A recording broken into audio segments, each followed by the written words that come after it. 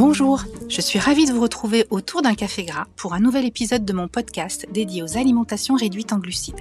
Je partage ici régulièrement, seule ou en compagnie d'un invité, des informations et des conseils sur l'alimentation en général et sur les régimes céto et low carb en particulier. Vous pourrez retrouver plus de contenu et notamment des recettes sur mon site www.lesassiettes.fr. Aujourd'hui, je voudrais revenir sur les erreurs de débutants, celles qu'on fait toutes et tous et qui au final nous permettent de progresser. Parce que forcément, entre les 1600 personnes qui ont suivi mon programme et mes nombreux échanges avec des débutants sur les réseaux sociaux, j'ai fini par voir se répéter systématiquement les mêmes erreurs. Et elles sont toutes basées sur deux gros problèmes de compréhension que je vais vous détailler plus loin.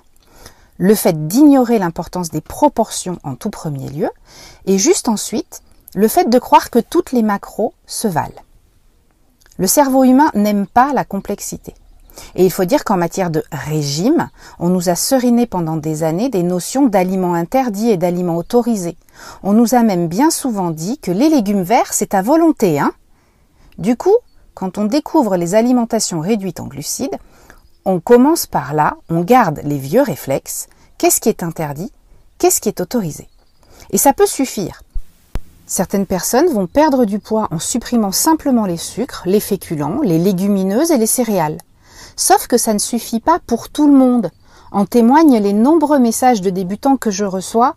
Je ne comprends pas, je fais keto depuis 1 mois et j'ai pris 2 kilos. C'est la grosse erreur de base, la toute première qu'on fait tous. Penser que faire keto, c'est simplement virer les féculents et le sucre. À quoi vient s'ajouter le mythe du gras qu'il faudrait consommer en grande quantité pour être en cétose. Résultat, on retrouve des débutants qui abusent du gras en ajoutant du fromage et du beurre partout, qui se ruent sur la charcuterie et les crèmes longtemps interdits, qui dévorent des avocats à tous les repas, tout en continuant à manger beaucoup trop de légumes, en ajoutant à tout ça des noix et des amandes très glucidiques. Bref, ce combo gras et glucides aboutit à une prise de poids, fatalement. Démarrer une alimentation réduite en glucides en supprimant sucre et féculents, c'est déjà un énorme pas. Mais comprendre que ce n'est pas parce que c'est autorisé que c'est à volonté, c'est encore mieux. Oui, les légumes sont autorisés, mais non, ils ne sont pas à volonté. Oui, les aliments gras sont autorisés, mais non, ils ne sont pas à volonté. Tout le succès des alimentations réduites en glucides repose sur la capacité de chacun à trouver son équilibre entre la juste quantité de glucides, de protéines et de lipides. Suffisamment peu de glucides pour limiter la sécrétion d'insuline, assez de protéines pour stimuler son métabolisme et lui apporter des nutriments, et la juste dose de gras pour avoir de l'énergie. C'est la base de ma fameuse assiette céto dont je parle souvent, de ces proportions que je vous recommande de respecter, même sans compter vos macros, pour composer des assiettes qui vous permettront d'atteindre cet équilibre, le saint graal qui vous permettra de perdre du poids tout en nourrissant correctement votre corps. La deuxième source d'erreur survient généralement plus en avant dans la progression des débutants. Armés de leur app et de leur ratio magique, ils traquent les macros et jouent à Tetris pour les atteindre sans les dépasser, au détriment du bon sens. Cette pensée réductionniste que toutes les macros se valent entraîne de nombreuses erreurs et de nombreux échecs.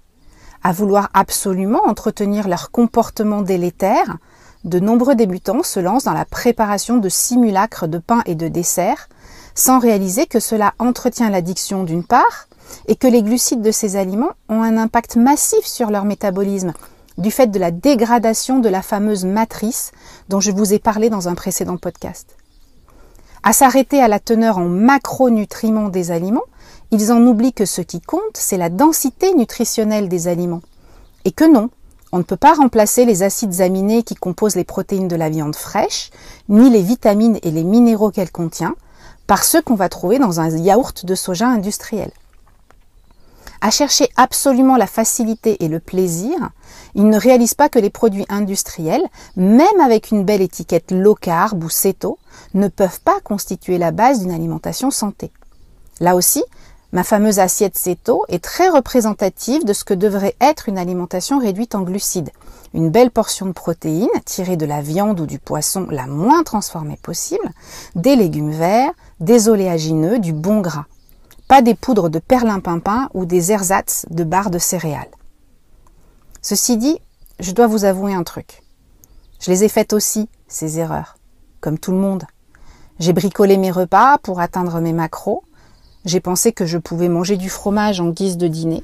J'ai abusé des légumes arrosés de crème fraîche et de tomates mozzarella en pensant que c'est bon, c'est céto. La seule différence, c'est que j'ai 15 ans d'avance sur ceux qui débutent aujourd'hui et que j'ai donc un peu plus de recul. Et vous savez quoi ? Même si j'aimerais vous aider à ne pas les faire, ces erreurs de débutants, je suis persuadée que c'est parce que je les ai faites que j'ai continué à me documenter, que c'est parce que je me suis plantée qu'à la fin j'ai compris. Au final, je crois que c'est comme au ski. C'est quand on tombe qu'on apprend le mieux à skier. Et c'est quand on se trompe qu'on apprend le mieux à manger.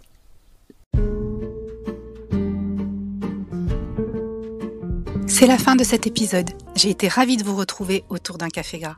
N'hésitez pas à vous abonner au podcast pour être informé de la mise en ligne d'un prochain épisode. Et merci pour votre écoute. À très bientôt.